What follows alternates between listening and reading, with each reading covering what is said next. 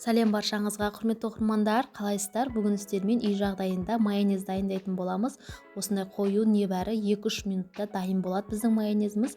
Видеоның соңына дейін көріп, менімен бірге дайындап көріңіздер. Өте оп-оңай, заттарын сала-салас араластырасыз, өзі дайын болады. Онда бастадық. Бізге ыдыс қажет болады. Банкі немесе блендердің аузы сыймайтын болса, аузы үлкендеу банкыға ыдысқа салсаңыздар болады. 2 штук жұмыртқамызды жарып аламыз. Холодильниктен шыққан мұздай болса да, жылы болса да бола береді. 1 чайный ложка қант, 1 чайный ложка тұз саламыз, және де бізге горчица қажет болады.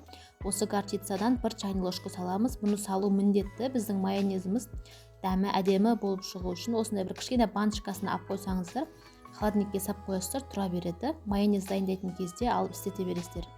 Және де басқа заттарға да қолдансаңыздар болады.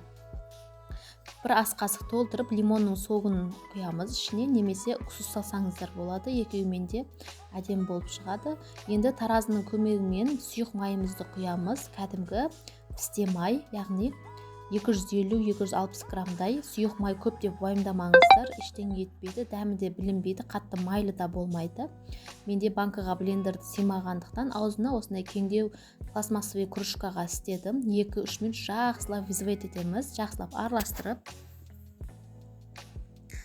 Осылай бізде қою болады. Біздің массамыз уже дайын болды. Қараңыздар, 2-3 минутта дайын болатын. Заттарын сала-саласыз блендерлеп аласыз, болды. Біздің дәмді керемет осындай қою майонезіміз дайын.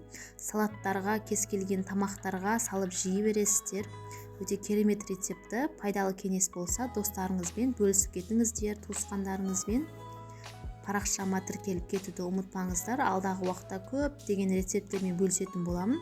Алдымызда декабрь келе жатыр, жаңа жыл мейрамы келе жатыр. Енді күнделікте майонезді тағамдар және де салаттардың рецептімен бөлісемін. Керемет салаттардың рецепттері бар менде. Сіздерге қазірден түсіріп жатырмын.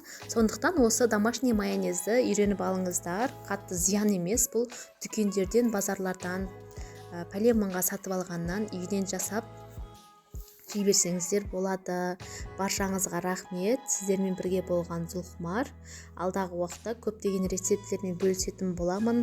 Парақшамда тағы да көптеген рецептілер бар, көрсеңіздер болады. Парақшама тіркеліп, лайк басып кетуді ұмытпаңыздар. Баршаңызға рахмет.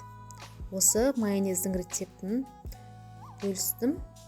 Дайындап көрулеріңізді міндетті түрде сіздерге ұнайтыны сөзсіз. Баршаңызға рахмет.